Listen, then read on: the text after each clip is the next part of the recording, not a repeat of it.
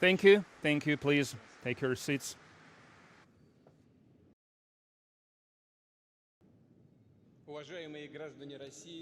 You're citizens of Russia, citizens of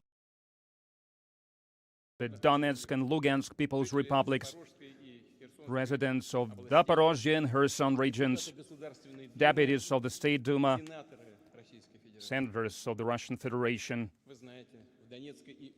You know that in Donetsk and Lugansk People's Republic, in Zaporozhye and Kherson regions, referenda were held. All the votes were calculated and the outcomes are known. People have made their choice. And this choice is beyond any doubt. Today we're going to sign the treaties on admitting the Donetsk People's Republic, Lugansk People's Republic, Zaporozhye region, and Kherson region. I'm sure that the Federal Assembly will support constitutional laws on admitting to Russia 4 new regions, 4 new constituent entities, because it is the will of millions of people.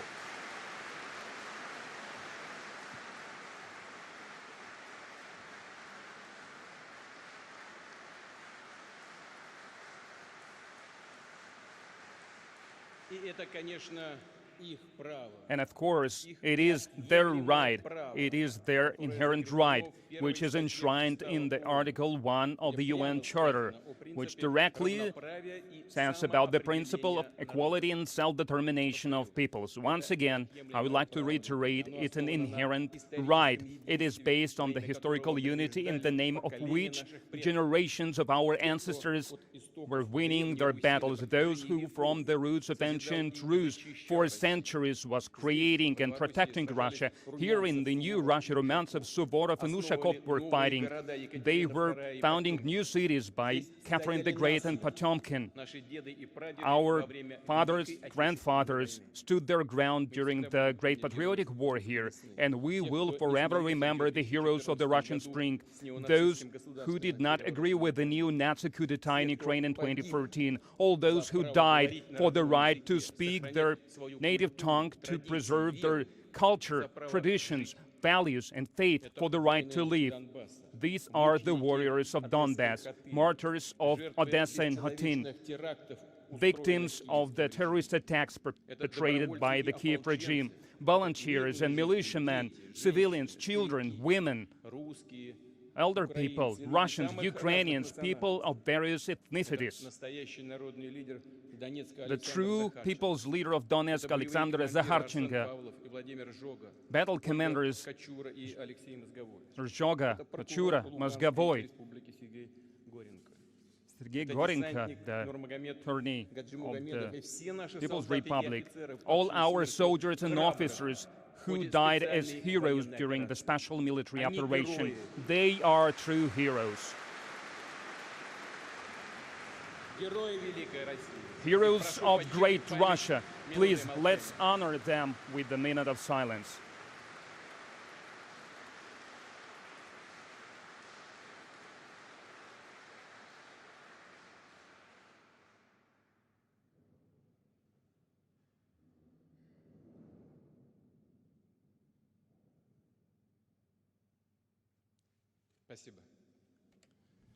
Thank you.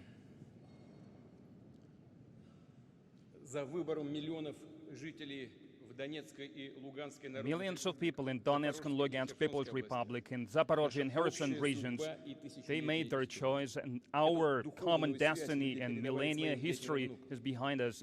That was passed on from generation to generation. Despite all the difficulties, they kept the love for Russia through years.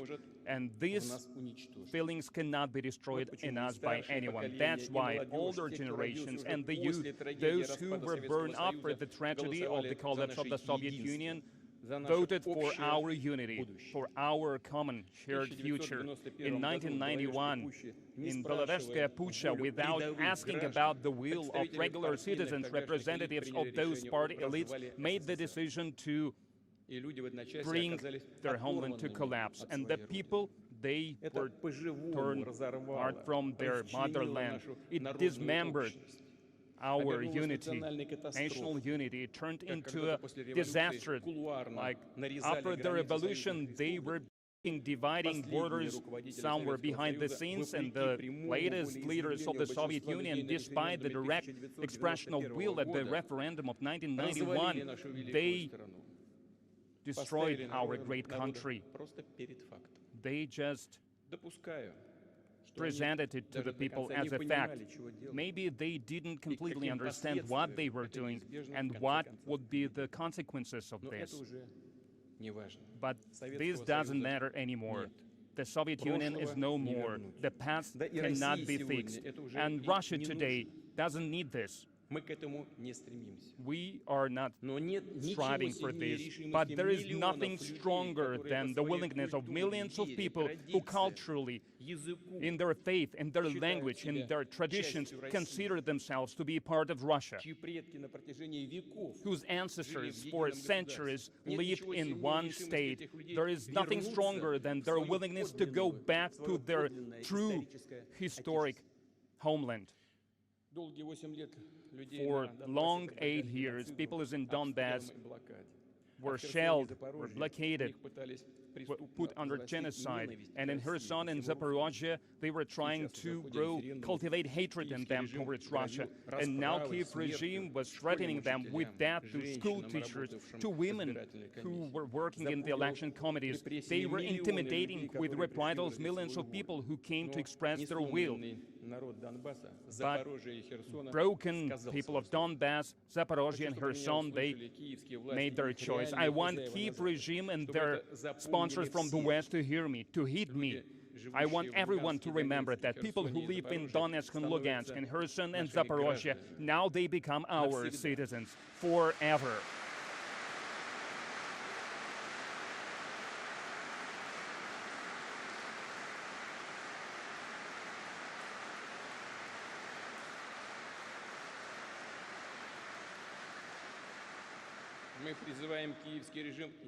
We appeal to the Kiev regime to cease fire immediately, all the hostilities, the war that they started back in 2014, and to go back at the negotiations table, because we are ready to do that. And we have said that on many occasions, but the choice of the people of Donetsk, Lugansk, Zaporozhye and Kherson, we are not going to discuss that. The choice was made, and Russia will not betray this choice.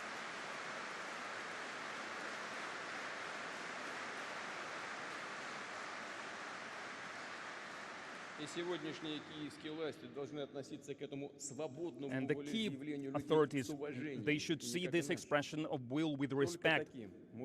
And that's the only way we can reach a peaceful solution. We will protect our lands with every means we have at our disposal. And we will do everything to provide safety for our people.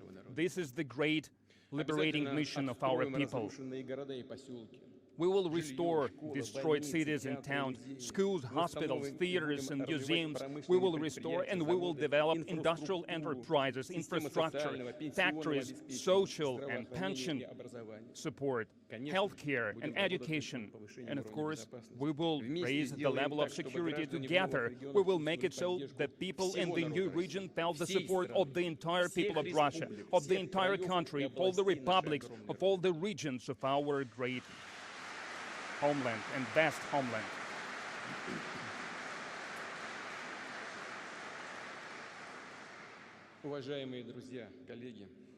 Friends, colleagues, today I would like to address soldiers and officers who participate in the special military operation, to the warriors of Donbass and New Russia, those who offer the degree of the partial mobilization, joining the armed forces, performing their patriotic duty, who are coming to the enlistment offices voluntarily. I would like to address their parents, wives, children. I would like to explain what our people is fighting for. Who is the enemy that is fighting against us? Who is trying to throw the world into the new crisis and the war and tries to benefit from this? Our compatriots, our brothers and sisters in Ukraine, part of our people, with their own eyes, they could see that the ruling circles of the so-called West are preparing for mankind.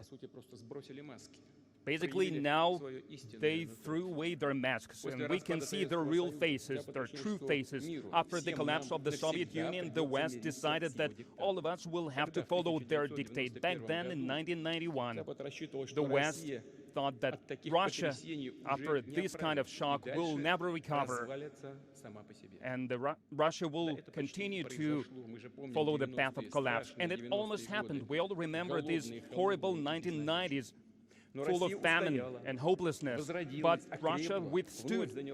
It was reborn, it got stronger, and it took its place in the world. And the West have been looking for the new chance to attack it, to make it weaker, to destroy Russia, something they were dreaming about, to dismember our country, to put the ethnicities against each other, something they can remain peaceful about, that there is so great, big country with all its natural resources, its natural riches, with the people who will never live under someone else's dictate. The West can cross all the lines to preserve that neo-colonial system that allows them to remain a parasite, basically to plunder the world using the dictate of their technologies and dollar, to collect fees from mankind, to collect this fee of a hegemon. And this is the key motive that they have. That's why they want total sovereignty. That's why they are becoming aggressive towards truly independent states, towards traditional values and independent cultures, and attempts to undermine international and integrational processes that they do not control, new global currencies and centers of technological development. It is critical for them to see all the countries abandon their sovereignty for the benefit of the United States. Ruling elites of some of the states, they do this voluntarily, and they agree to become vassals voluntarily. Others are intimidated or bribed, and if they don't succeed, they destroy entire states, and they leave humanitarian disaster, ruins in their wake. Millions of people fall casualty to that. They create enclaves, protectorates, colonies, half-colonies, but they do not care. The only thing they want is to benefit from that.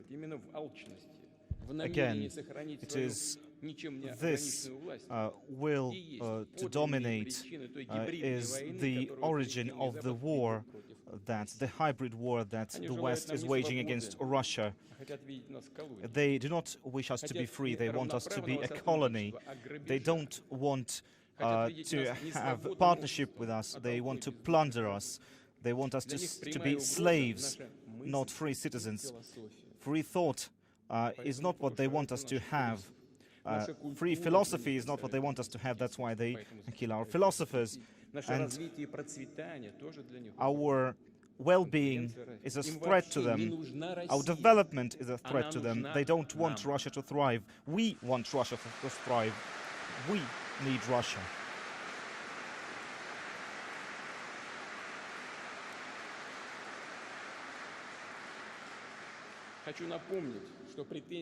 Again, attempts at world domination have been thwarted many times by the great Russian people, and now again we will protect our people and our values.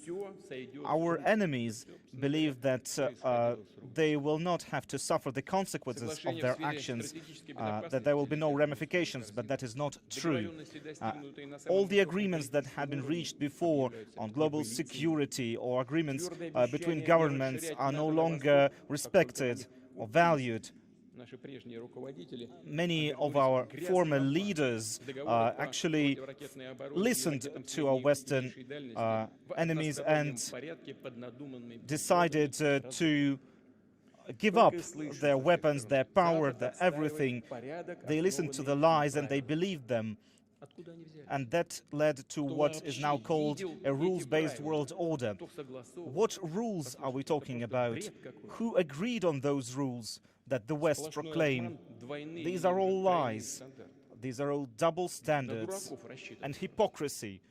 They take us as fools, take us for fools, and Russia is a civilization of thousands of years, and we will not live according to someone else's rules.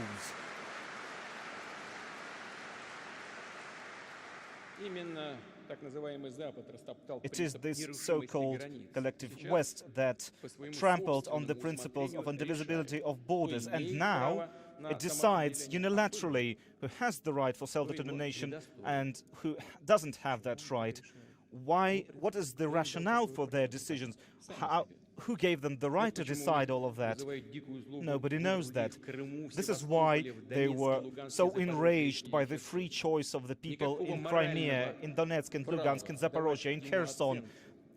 They have no right to even talk about freedom of speech or democracy or self-determination of the peoples there. The Western elites deny not just international law and free rights, and they keep talking about apartheid. They divide the world into the host countries and the colonies, the vassals, the barbarians. They call these authoritarian regimes, they call them, divide the world into the they call these authoritarian regimes, they call them they call these authoritarian regimes, they call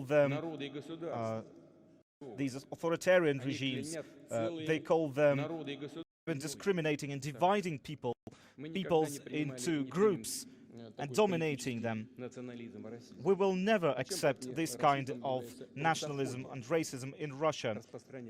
We now see Russophobia and anti-Russian sentiment across the world spread by the West. And the West is convinced that its civilization, its neoliberal culture, is a template for the entire world to follow, and there are no other options, no other scenarios. They do not even wish to accept and repent for their own crimes of the past, their own historical crimes. They blame others for their own crimes. Take, for example, the period of colonial domination. In fact, it was back in the Middle Ages that the West started its colonial regimes. Then the genocide of the peoples of America, the plundering of India, of Africa, the wars against China, the Opium Wars. What the West did was they made entire nations dependent on drugs and eliminating and genociding entire ethnic groups. They hunt people like animals. This goes against what we believe and treasure as human life, and we feel proud that it is our country in the 20th century that led the anti-colonialist movement, that allowed many countries to become free, to fight hunger and inequality, to overcome many of those challenges. And the Russophobia and the anti-Russian sentiment that we feel today is in many ways caused by the fact that we did not let our nation, our people, to become a colony. We defended others and we defended ourselves by creating a strong centralized state that developed itself, strengthened itself based on great moral values of great world religions and based on Russian culture and the Russian language. It is well known that there have been many plans at instigating interventions and launching interventions against Russia after 1917, during the First World War and during the Great Revolution. But by the end of the 20th century, the West was finally able to attack us. They called us friends, they called us partners, but they were actually treating us as a colony, as slaves. They plundered us and took our wealth, our money, and our power. But now the people in Donetsk, in Lugansk, in Kherson, in Zaporozhye finally decided to restore this great unity of our nation. Thank you.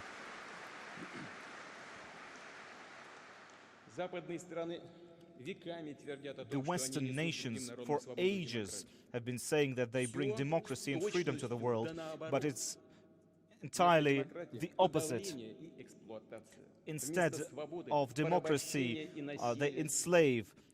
Instead of freedom, they destroy.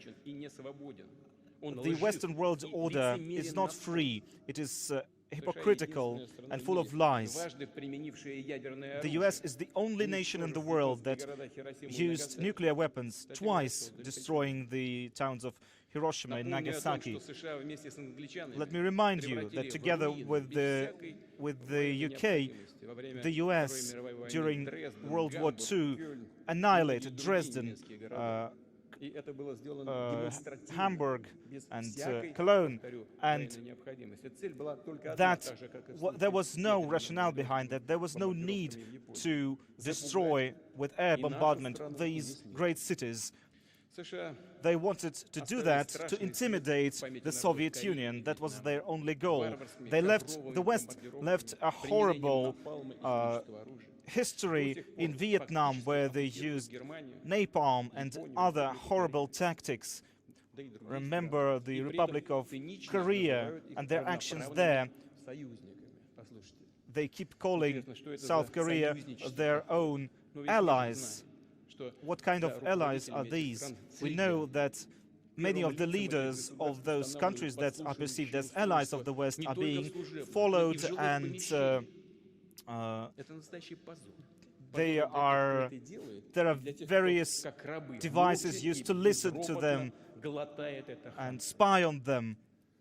And the leaders of these countries tolerate all that. And all of that is branded as transatlantic solidarity. And all of these horrible crimes that are being committed in the war zones are also excused. And all of that led to a great problem that has to do with migrant flows. People are fleeing their countries, going to Europe and elsewhere. There is a problem of food security. There's food, there's bread being and grain being exported from Ukraine and Russia. Where is that grain going? It is not going to the poorest countries of the world, as they say. Only 5% of that grain is going there.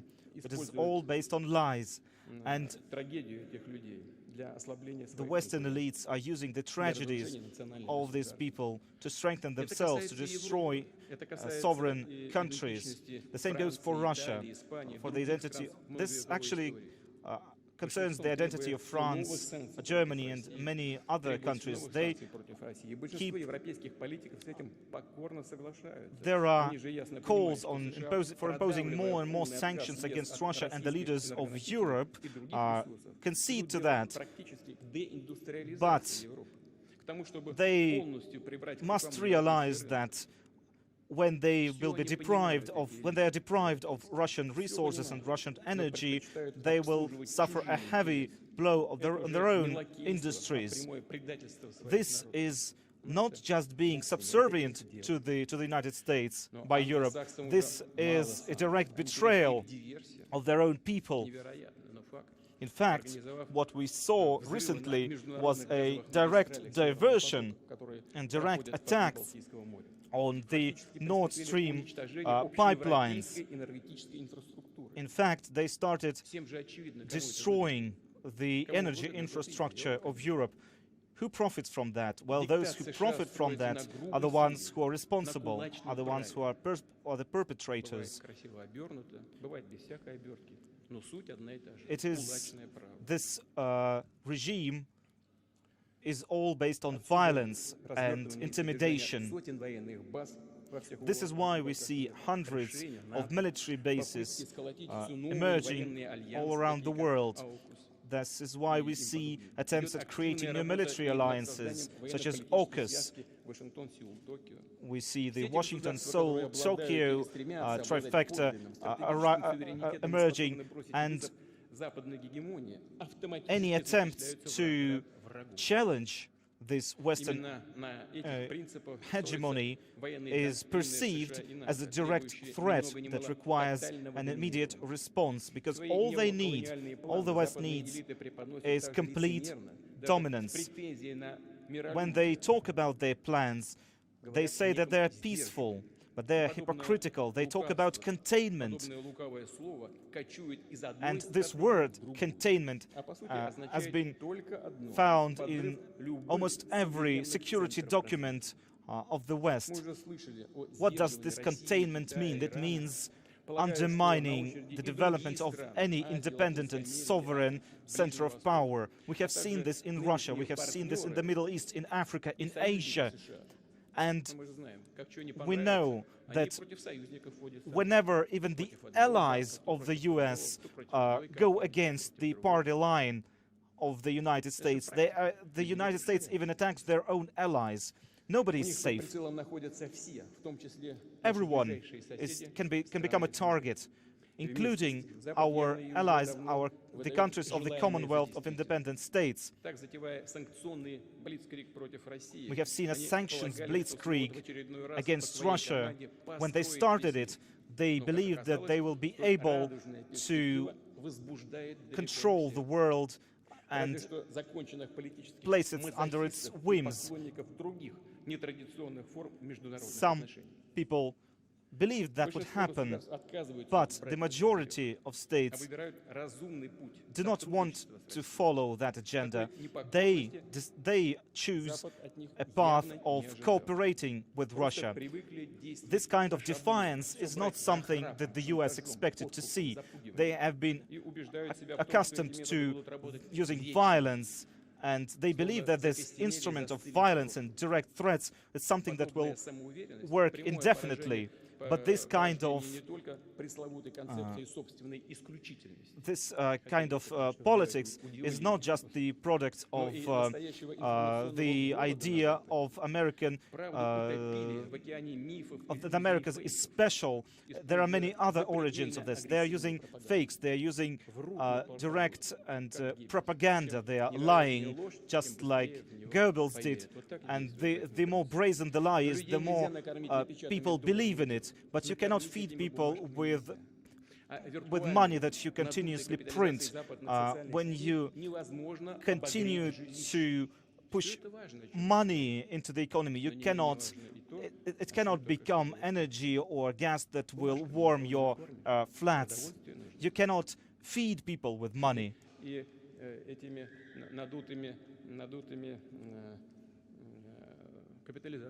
And these inflated capitalizations, it can also, you cannot keep anyone warm with that. You need energy for that. That's why politicians in Europe also, they have to convince their citizens not to eat so much, not to take baths so often. And those who start to question this, start asking questions, why is that? They are called extremists, radicals, or enemies. And they point at Russia. They are saying this is the source of all your problems. And they are lying through their teeth here again. And here is what I would like to emphasize. We have every reason to believe that the Western elites do not want to look for any constructive resolutions for the food and energy crisis that was brought about by them because of their policies that started long before our special military operation in Ukraine and Donbass.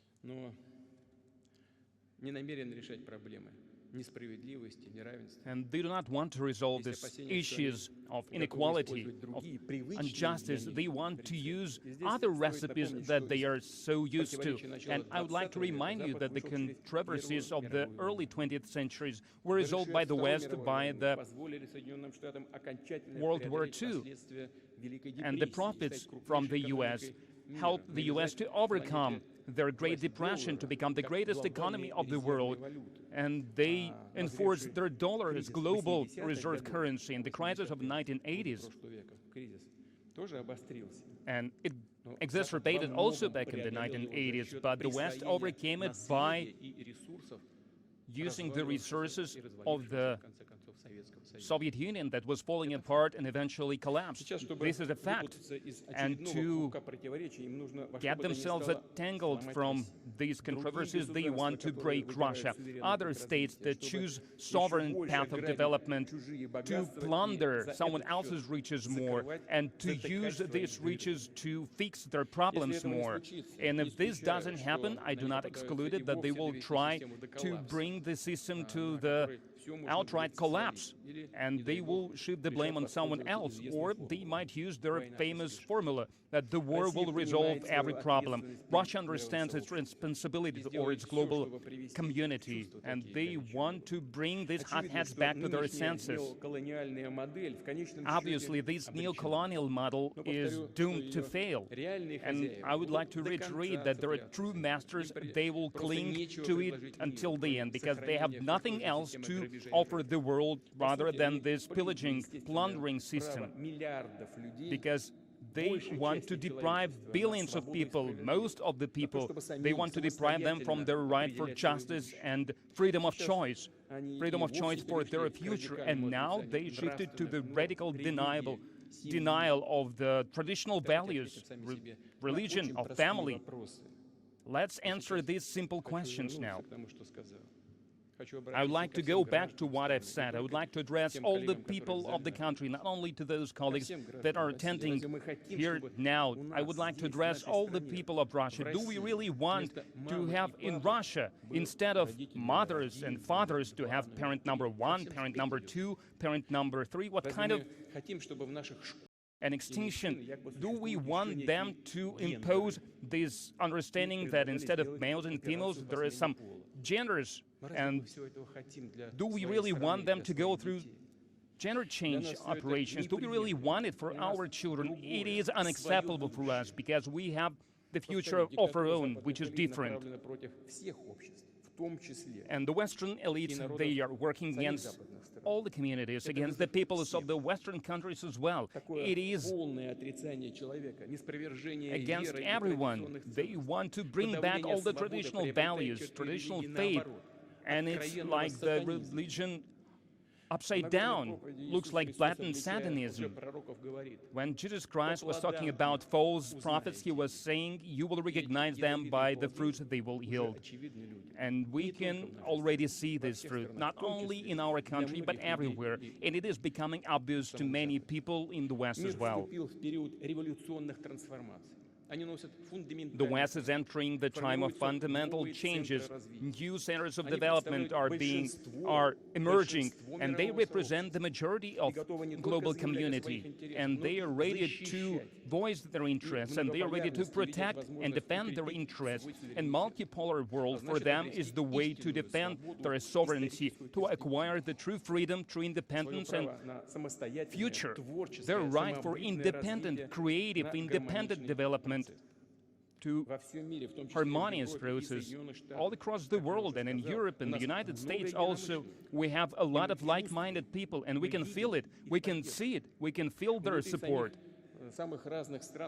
People from various countries and communities. Authoritarian control the thing of the past, and peoples understand that the policy is based on exclusivity of someone, on trying to subdue other cultures, other peoples, is a criminal policy. They understand that we should turn this awful page, and the Western hegemony will be broken, and it is unavoidable, and it will never be like it was before. The battlefield that history called us to, it is the battlefield for our people, for big historical Russia, for great Russia.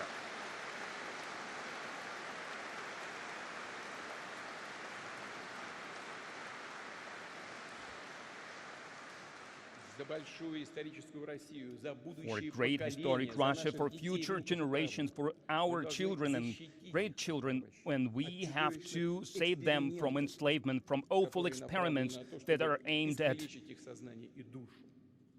maiming their souls.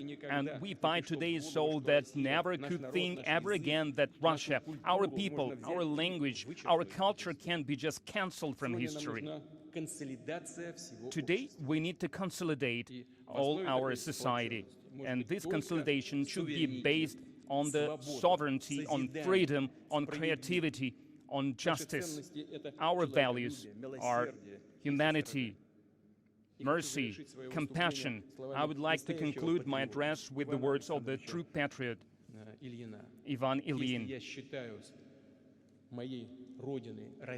If I consider Russia my motherland, it means that I love in Russian way, that I create and think in Russian, I sing and speak in Russian. I believe in spiritual strength of the Russian people. Spirit of the people is my spirit. Its destiny is my destiny.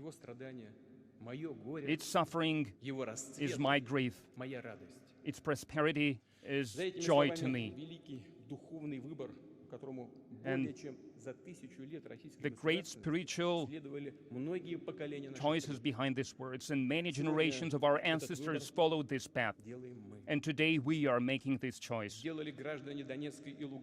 Citizens of the Donetsk and Lugansk People's Republic made this choice. People and citizens of the Zaporozhye and Kherson regions, they made their choice to be with their people, to be with their motherland, to share its destiny, to win and prevail with their motherland. The truth is with us. Russia is with us.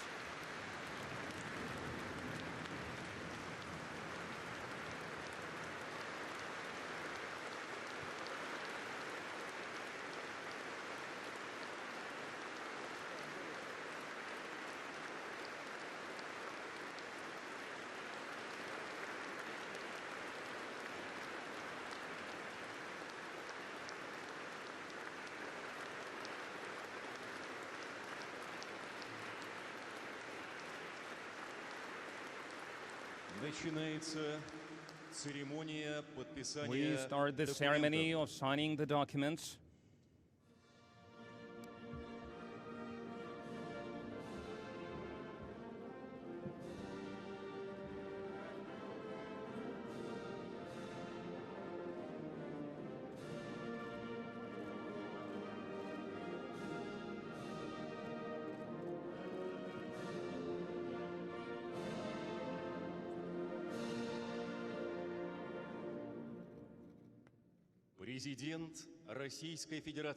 President of the Russian Federation, Vladimir Putin. Head of the Donetsk People's Republic, Denis Pushilin. Head of the Lugansk People's Republic, Leonid Pasechnik.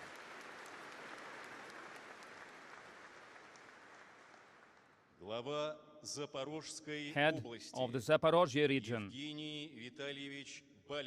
Yevgeny Baletsky.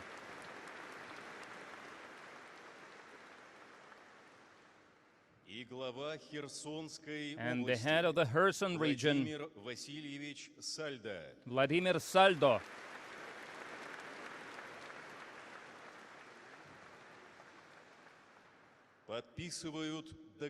Are signing treaties between the Russian Federation and the Donetsk People's Republic.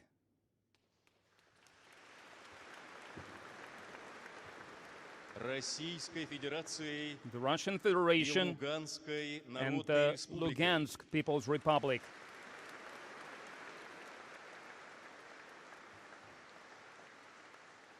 The Russian Federation and the Zaporozhye region.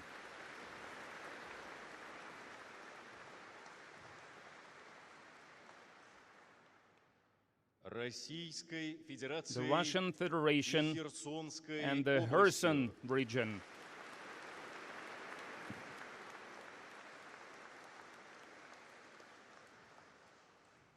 о принятии в Российскую Федерацию Донецкой Народной Республики, on meeting the Donetsk People's Republic into the Russian Federation,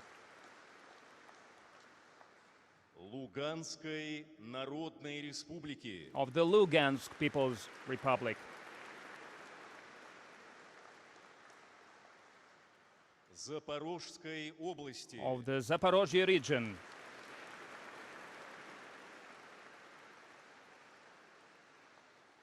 и Херсонской области, and the Kherson region,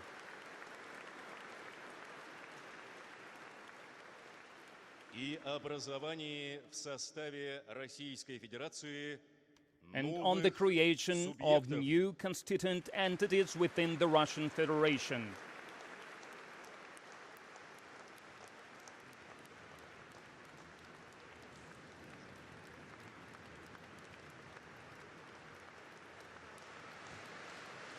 исполняется государственный гимн The national Российской anthem of the Федерации. Russian Federation.